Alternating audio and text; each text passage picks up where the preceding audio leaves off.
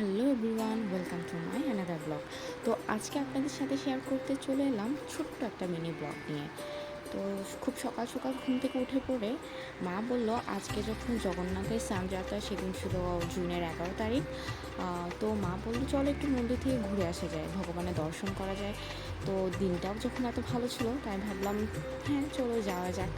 তো আমরা বের হয়ে পড়লাম ফয়েজ দিক থেকে, সরাসরি একেখান থেকে একদম রিজার্ভ সিএনজি নিয়ে সরাসরি মন্দিরেই চলে গেলাম। এই যে মন্দিরটা এত সুন্দর, মানে আমি কি বলবো, আমার তো কোনো বলার ভাষাই নেই।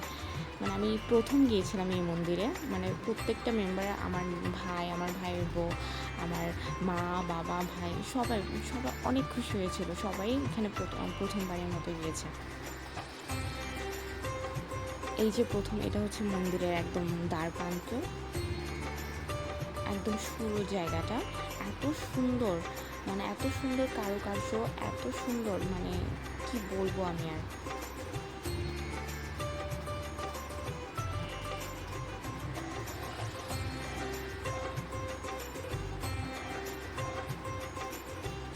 এটা প্রথম ঢুকতে যে মন্দিরটা পড়ে এটার ভিতরে হচ্ছে মেন মন্দির। এখন আমরা আস্তে আস্তে ভিতরে চলে যাব।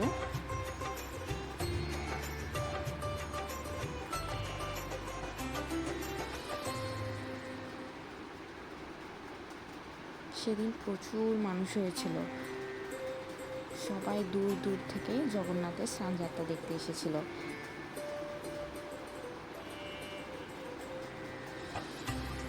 এই যে এটা দেখতে পাচ্ছেন, এটা হচ্ছে শ্যামকুণ্ড। এখানে প্রথম স্নান করে তারপর যেতে হয় রাধাকুণ্ডতে, ওখানে স্নান করতে হয়। সরাসরি রাধাকুণ্ডতে স্নান করা যায় না, প্রথম আগে শ্যামকুণ্ডতে স্নান করে তারপরেই রাধাকুণ্ডতে গিয়ে স্নান করতে হয়। আমরা প্রথমে শ্যামকুণ্ডতে গিয়ে মাথায় পানি টানি দিয়ে তারপর আবার সামনের দিকে চলে গেলাম।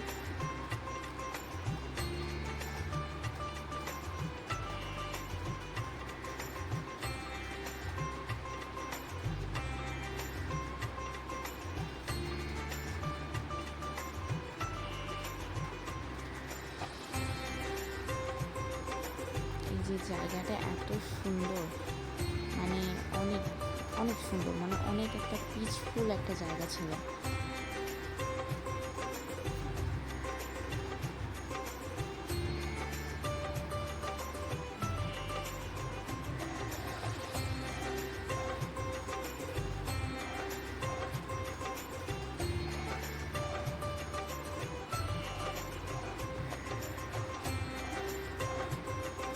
এই যে এখানে যে গোল গোল রাউন্ড রাউন্ড যেগুলো দেখা যাচ্ছে, ওখানে মূলত হরে কৃষ্ণ মহামন্ত্র 108 বার জপ করা হয়।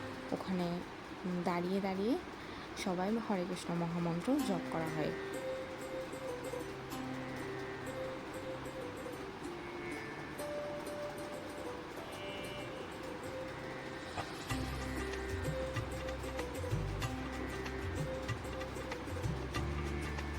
এখানে মূলত ইস্কনে যে বিবাহ থাকে ওটাও সম্পন্ন করা হয়।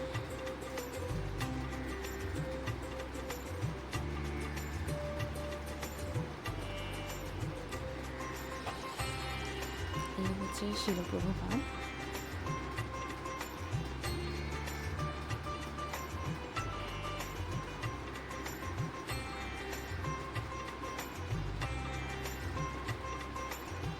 এই যে এখন সামনেই হচ্ছে রাধাকুণ্ড।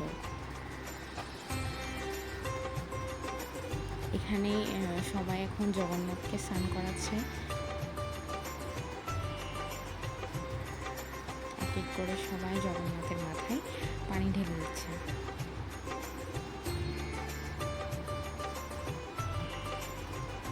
এত প্রশান্তি ছিল জায়গাটা।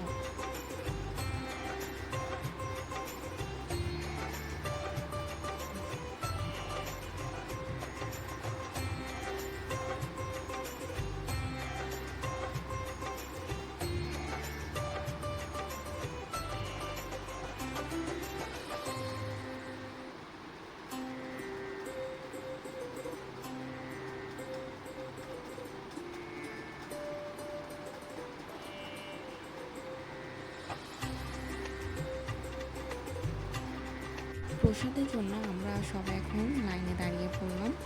এই যে আমাদের টিকিট, এক এক করে আমরা ঢুকে পড়লাম।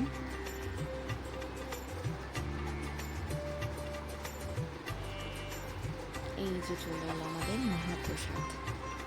ভাত ছিল, কচুর ভর্তা ছিল, একটা পেঁয়াজু ছিল, একটা তরকারি ছিল কাঁচকলা আলুর, ডাল ছিল, পায়েস ছিল। মহাপ্রসাদ শেষ করে আমরা বের হয়ে পড়লাম একটু মন্দিরটার আশেপাশে একটু দেখার জন্য। মন্দিরটা অনেক বড় ছিল। সেদিন অনেক মানুষ হয়েছিল, কারণ সেদিন জগন্নাথের স্নানযাত্রাও ছিল।